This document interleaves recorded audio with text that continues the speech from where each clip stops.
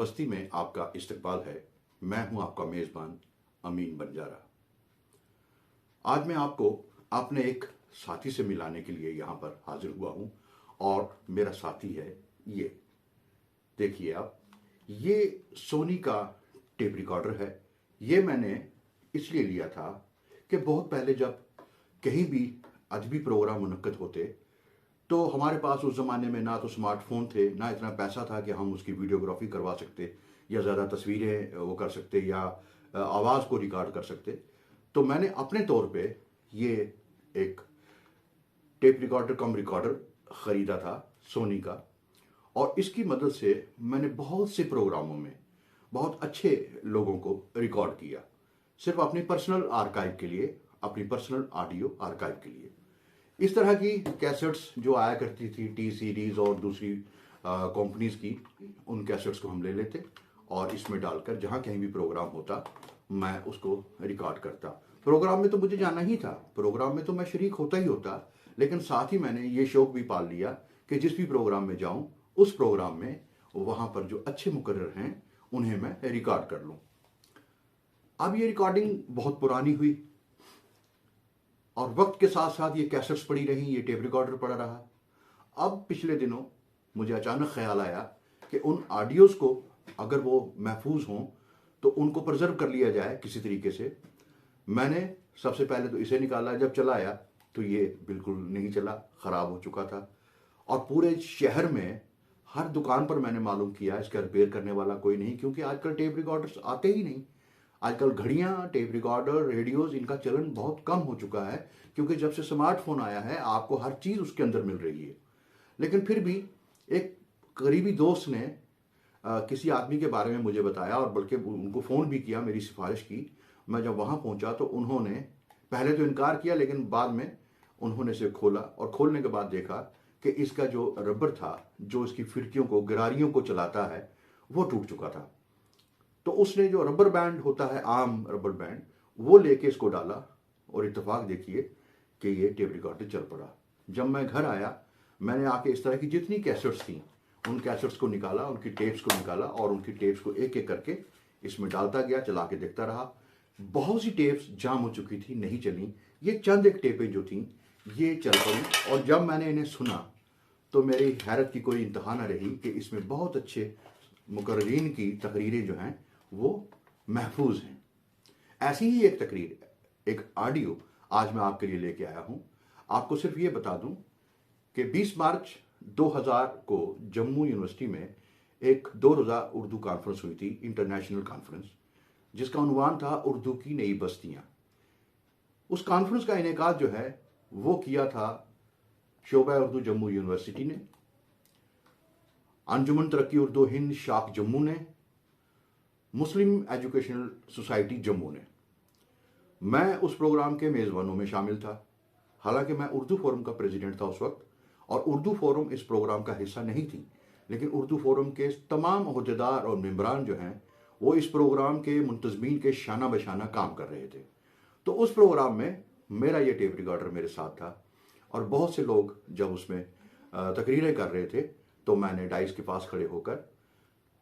ان تقریروں کو میں نے ریکارڈ کر لیا۔ خدا کا شکر ہے کہ کچھ ریکارڈنگز بہت اچھی حالت میں محفوظ ہیں، جن میں سے ایک آواز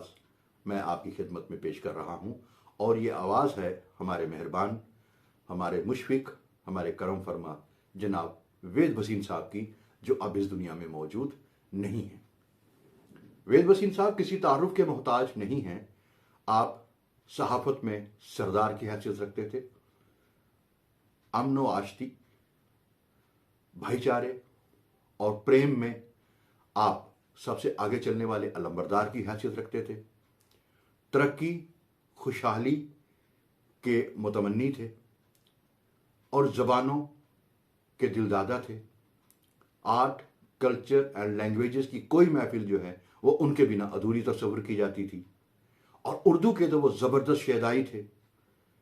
وید بھسین صاحب اکثر اردو کے پروگراموں میں، سیمیناروں میں آتے، کبھی مہمان خصوصی، کبھی صدارت کرنے کے لیے، اور کبھی مقرر کی حیثیت سے کی نوٹ ایڈریس دینے کے لیے، یا کلیدی خطبہ دینے کے لیے، یا کچھ اور بات چیت کرنے کے لیے۔ اس پروگرام میں بھی وہ موجود تھے اور جب انہیں دعوت دی گئی تو انہوں نے اردو کے حوالے سے کیا باتیں کی، آپ خود ہی سنیے۔ اب آپ مجھے دیجیے اجازت، چینل کو سبسکرائب کیجیے گا، لائک کیجیے گا، شیئر کیجیے گا، ہمیں سپورٹ کیجیے گا، اس ویڈیو کو بھی شیئر کیجیے گا دوستوں کے ساتھ، اور جہاں تک ممکن ہو سکے کمنٹس باکس میں ہماری رہنمائی ضرور کیا کریں۔ یوٹیوب کا جو کمنٹ سیکشن ہوتا ہے اس میں آپ اپنے خیالات کا اظہار ضرور کیا کیجیے، تاکہ آپ کے خیالات کی روشنی میں آنے والی ویڈیوز کو بہتر سے بہترین بنایا جا سکے۔ انہی الفاظ کے ساتھ آپ سے چاہوں گا اجازت، خوش رہیے، آداب۔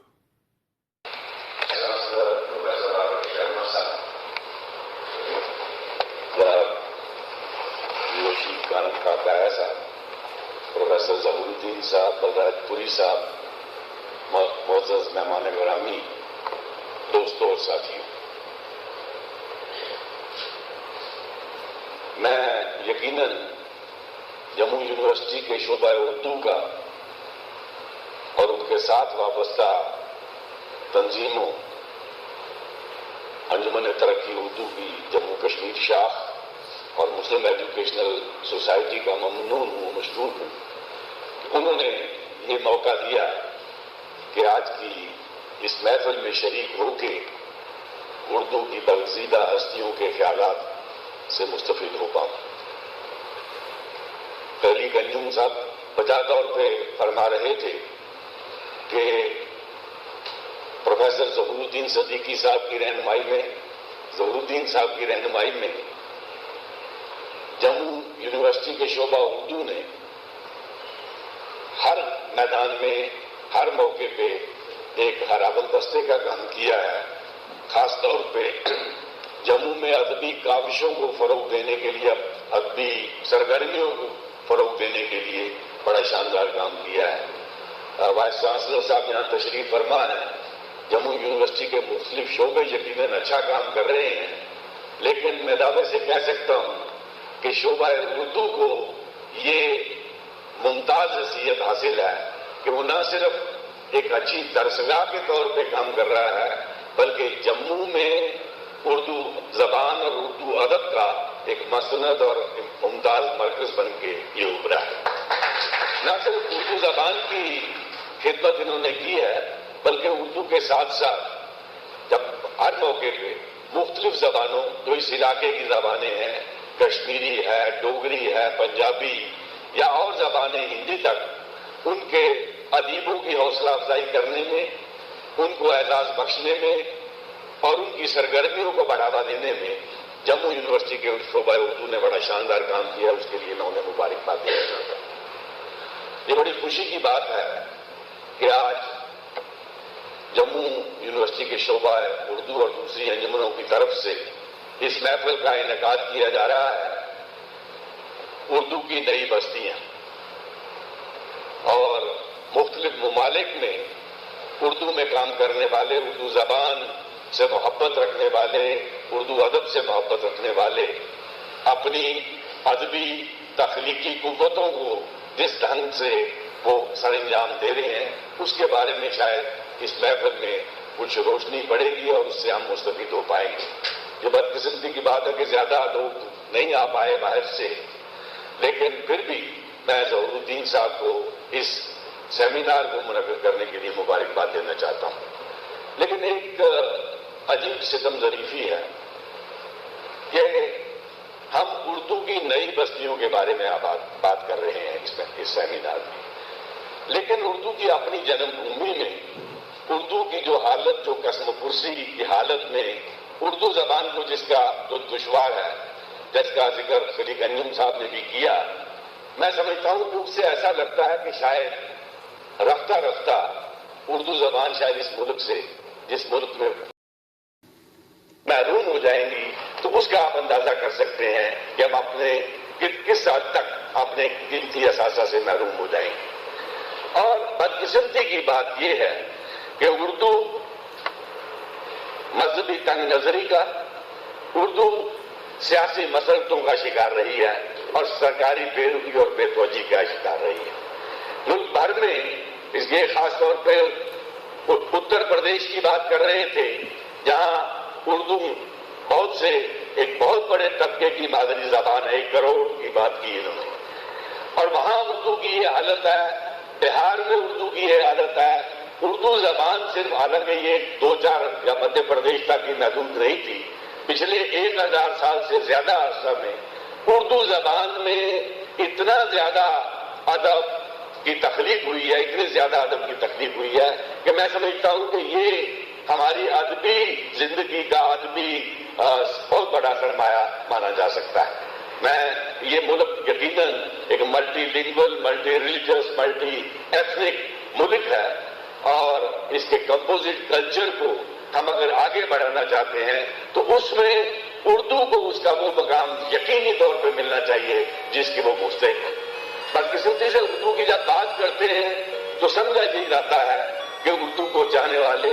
اردو سے محبت رکھنے والے، اردو میں لکھنے والے شاید رعایت کے طلبگار ہیں، وہ کو رعایت مانتے ہیں. میں رعایت بھیک کے طور پہ بات نہیں کرتا، ایک حق کی بات کرتا ہوں کہ اردو زبان جو اس ملک کی سب سے زیادہ زبان ہے، جس نے اس ملک میں جنم لیا، جو اس ملک میں پروان چڑھی، اور جس زبان میں ہمیں ایسا سرمایہ غالب ملتے ہیں، میر ملتے ہیں، حاجی ملتے ہیں، ہزاروں سینکڑوں ادیبوں نے، شاعروں نے جس زبان کو اپنے خون سے سینچا ہے، اس زبان کے لیے ہم حق کے طلبگار ہیں، حق چاہتے ہیں، اور حق کے لیے میں سمجھتا ہوں صرف رین کی بھیک نہیں ماننی پڑے گی. اردو کی انجمن ترقی اردو کو، دوسرے اردو کے دلدادہ لوگوں کو اس کے لیے جدوجہد کرنی پڑے گی، اور آپ کے لیے آگے بڑھنا پڑے گا. یہ زبان میں سمجھتا ہوں ختم نہیں ہو سکتی. سرکاری بے توجہی کے باوجود، سرکاری بے رخی کے باوجود، جب تک یہ عوام اس زبان کو لکھنے والے موجود ہیں، اس زبان سے محبت کرنے والے موجود ہیں، اس زبان کے دلدادہ لوگ موجود ہیں، اور میں سمجھتا ہوں اس زبان کو ختم نہیں کیا جا سکتا. جتنی مرضی تنگ نظری کا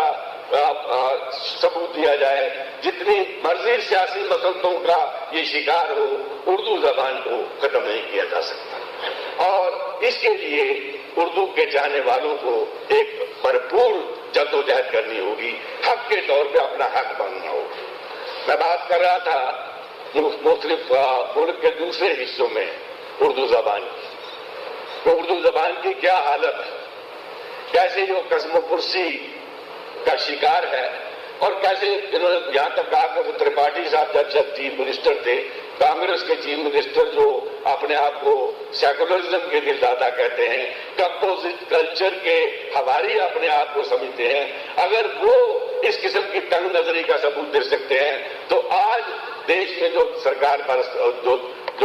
برسر اقتدار ہے، جو ہندوستان کی بات کرتی رہی ہے، اس سے آپ کس قسم کے سلوک کی توقع رکھ سکتے ہیں، اس کا اندازہ بخوبی کیا جا سکتا ہے. لیکن بدقسمتی یہ ہے کہ ہماری اپنی اس جموں کشمیر ریاست، سارے ملک میں ایک ہی ریاست ہے جہاں اردو کو سرکاری زبان کا درجہ حاصل ہے. لیکن یہاں کیا حالت ہے ہمارے اپنی ریاست میں؟ یہاں اردو سرکاری زبان ہونے کے باوجود اردو زبان آہستہ آہستہ ختم ہوتی چلی جا رہی ہے. اور ایک سب سے بڑی خطرناک بات یہ ہے کہ اردو کو یہاں ہم نے مذہب کی بنیادوں پہ تقسیم کر دیا. ہندو اکثریتی علاقوں میں اردو بالکل ختم کر دی گئی ہے، اور اسے محدود رکھا گیا ہے مسلم اکثریتی علاقوں میں. ہندو طالب علم، ہندو نوجوان، ہندو بچے جو ہیں انہیں ہم سمجھتے ہیں کہ انہیں اردو پڑھنے کی ضرورت نہیں ہے، اور ذہنی طور پہ ہم نے یہ تسلیم کر لیا ہے ہمارے سر اقتدار لوگوں نے، سیاستدانوں نے، کہ اردو محض مسلمانوں کی زبان ہے، یہ ہندوؤں کی زبان نہیں ہے، جسے سرشار نے چیز سیکھا ہے، جسے اقبال نے، جسے اور اردو ہندو شاعروں اور ادیبوں نے اپنے خون سے سینچا ہے. یہ زبان محض ایک خاص فرقے کی، ایک ساتھ مذہب سے تعلق رکھنے والے لوگوں کی زبان ہو گئی ہے، اور یہی وجہ اس کی جو اسے نظر انداز کیا گیا، اسی وجہ سے کیا گیا، اسی تنگ نظری کی وجہ سے کیا گیا. حالانکہ اردو تمام لوگوں کی زبان ہے، ہندوؤں کی زبان ہے، مسلمانوں کی زبان ہے، اس دیش کی زبان ہے، اور اس دیش کے ہر طبقے کی زبان ہے، ہر خطے کی زبان ہے۔ تو جموں کشمیر میں حالت یہ ہے کہ اسکولوں میں، یہاں خاص طور پہ جموں کے خطے میں، رجوری، پونچھ اور ڈوڈا کے اضلاع کو چھوڑ دیجیے، مسلم اکثریتی علاقوں میں یہاں لگ بھگ اردو تعلیم کا انتظام نہیں کیا جا رہا۔ شاید اب جہاں کچھ چند مسلم بچے کسی درسگاہ میں داخل ہوتے ہیں تو پھر وہ شور پڑتا ہے کہ مسلم اساتذہ کا انتظام کیا جائے، ٹیچرز کا انتظام کیا جائے، مسلم اردو پڑھانے کا انتظام کیا جائے، تو تب تھوڑا بہت سرکار حرکت میں آتی ہے اور ایک ٹیچر جو ہے وہ وہاں تعینات کر کے تو اردو کی تعلیم کا انتظام کرتے ہیں۔ یہی میں سمجھتا ہوں کہ بدقسمتی یہ ہے کہ اردو زبان 47 سے پہلے، آج جو ہماری، مجھے اس تلخ نوائی سے معاف رکھا جائے کہ آج سے 47 سے پہلے جسے ہم سمجھتے تھے کہ ایک غیر جمہوری سرکار ہے، ایک مطلق العنانی کا کے تحت ہم کام کر رہے تھے، جمہوری حکومت نہیں تھی، عوام کی چنی ہوئی حکومت نہیں تھی، اس زمانے میں بھی اردو کو مکمل طور پہ سرکاری حیثیت حاصل تھی۔ سرکاری اداروں میں اردو کا استعمال ہوتا تھا، خط و کتابت کی زبان اردو تھی، عدالتوں کی زبان اردو تھی، باقی اداروں میں اردو کا استعمال ہوتا تھا۔ لیکن پچھلے 50 سالوں میں صورتحال یہ ہے کہ اردو کا سرکاری طور پہ اردو کا کوئی نام لیوا بھی آپ کو نظر نہیں آتا۔ عدالتوں تک میں، لوور کورٹس میں، بڑی ہائی کورٹس کو چھوڑ دیجیے، جو لوور کورٹس میں بھی آج اردو کو بالکل نظر انداز کر دیا گیا ہے۔ اور اگر یہی حالت رہی کہ یہاں کے پولیس اسٹیشنز میں، ابھی تک شاید بہت سے پولیس اسٹیشن میں روزنامے اردو میں لکھے جا رہے ہیں، لیکن مجھے لگتا ہے کہ ہو سکتا ہے آنے والے 10 برسوں میں یا 15 برسوں میں وہ اردو زبان پولیس تھانوں میں بھی بالکل ختم کر دی جائے گی۔ یہاں حالت یہ ہے، ہمارے پولیس کے لوگ آتے ہیں باہر سے، بہت سے ہیں جو اردو بول نہیں سکتے، اردو میں بات نہیں کر سکتے، بڑے بڑے سینئر آفیسرز جو، اور اس کے بعد وہ روزنامے سے سارے اردو میں ہوتے ہیں، کارروائی اردو میں ہوتی ہے، اور وہ کیا پڑھتے ہیں، کون انہیں پڑھ کے ترجمہ کر کے بتاتا ہے، یہ خدا ہی جانے، یہ کوئی نہیں جانتا ہے۔ اسی طرح عدالتوں میں آج بھی وہ جو پٹیشنز ہیں وہ عرضی نویس موجود ہیں، پٹیشن بھی اردو میں چلتی ہے، سب کچھ چلتا ہے، لیکن ہمارے وکلا صاحبان، وہ خاص طور پہ جموں خطے کے وکلا صاحبان، ہندو وہ جو نان مسلم وکلا صاحبان ہیں، وہ اردو زبان سے ناواقف ہیں۔ تو میں سمجھتا ہوں کم از کم اتنا کیا جا سکتا ہے کہ اردو زبان کو عملی طور پہ ایک سرکاری زبان کا یہاں جموں کشمیر میں درجہ دیا جائے۔ یہ ہم کافی سالوں سے بات کر رہے ہیں، لیکن اسے نظر انداز کیا جا رہا ہے۔ اور ستم ظریفی یہ ہے کہ اردو زبان کی جگہ کوئی چلو اپنی یہاں کی علاقائی زبان لیتی تب بھی مانا جا سکتا تھا، کشمیری کو وہ درجہ کچھ دیا جاتا، ڈوگری کو دیا جاتا، اور کسی زبان کو دیا جاتا، لیکن انگریزی زبان پہ اردو کو بالکل قربان کیا جا رہا ہے انگریزی زبان کے لیے۔ میں سمجھتا ہوں کہ یہ اردو کے ساتھ سب سے بڑی ناانصافی ہے۔ اور میں آپ شاید یہ بھی سن کے حیران ہوں گے کہ یہاں کی سرکاری لائبریریوں میں، جموں کے میں جانتا ہوں اسکولوں کی لائبریریوں میں اور کچھ اور سرکاری لائبریریوں میں جو ہندو اکثریتی علاقے ہیں، وہاں بہت کم آپ اردو کی کتابیں پائیں گے، اردو کی کتابیں خریدی تک مل جاتی۔ اردو کے مصنف لکھتے ہیں، اردو کے شاعر لکھتے ہیں، ادیب لکھتے ہیں، لیکن ان کو پڑھنے والے نہیں ملتے، اور سرکاری طور پر اسے مکمل طور پہ نظر انداز کیا جا رہا ہے۔ تو ہم یہ یہاں آج کی اس محفل کا بھی فائدہ اٹھا کے میں سمجھتا ہوں اس بات پہ زور دینا چاہتے ہیں کہ کم از کم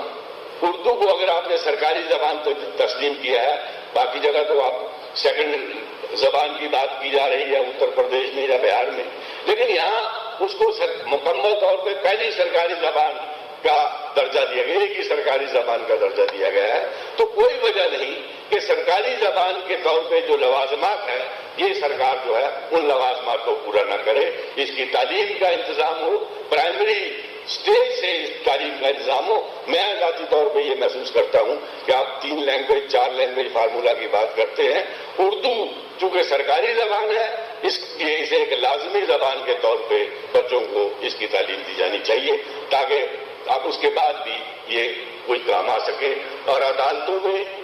دفتروں میں، پولیس اسٹیشنوں میں اس کا اسی طرح استعمال کیا جانا چاہیے جس طرح 1947 سے پہلے کیا جاتا تھا۔ تبھی یہ زبان جو ہے یہاں قائم رہ سکے گی.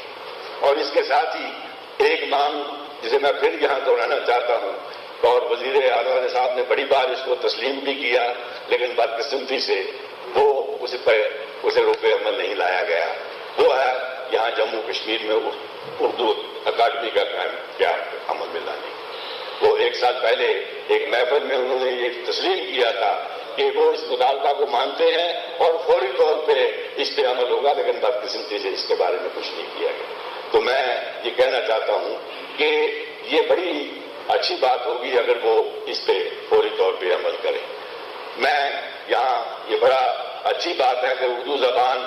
پھیل رہی ہے باہر کے ملکوں میں. بہت سے ملکوں میں میں نے دیکھا کہ وہاں اردو کو لکھنے والے بھی آپ کو ملیں گے، اردو بولنے والے بھی ملیں گے اور اردو میں کام کرنے والے بھی ملیں گے. لیکن جیسا میں نے شروع میں کہا کہ بدقسمتی سے اپنے دیش میں یہ اردو جو ہے اس کو یہ یہاں سے خارج ہوتی جا رہی ہے. اور اگر یہی حالت رہی تو یہ ایک مہاجروں کی زبان بن کے رہ جائے گی. باہر کے ملکوں میں جو مہاجر جاتے ہیں، جو امیگرینٹس جاتے ہیں، ان کی زبان بن کے رہ جائے گی. اپنے ملک میں اس کا نام و نشان نہیں رہے گا. اس پہ غور کرنے کی ضرورت ہے. غور کرنے کی نہیں، بات کرنے کی نہیں، محفلوں کے اندر سے بات کرنے کی ضرورت نہیں ہے، بلکہ اس کے لیے ایک سرگرم جدوجہد کی ضرورت ہے. ایک حق کے طور پہ، ایک بھیک کے طور پہ نہیں، رحم کے طور پہ نہیں. ہم اردو کے لیے اس کا حق منوانے کے لیے بات کرتے ہیں. میں ایک بار پھر آپ کا مشکور ہوں کہ آپ نے یہ موقع دیا کہ یہاں آپ سے چند باتیں بھی کر سکوں اور اس سیمینار میں جو مقالے پڑھے جائیں گے، جو بات چیت ہوگی، اس سے مستفید ہوں.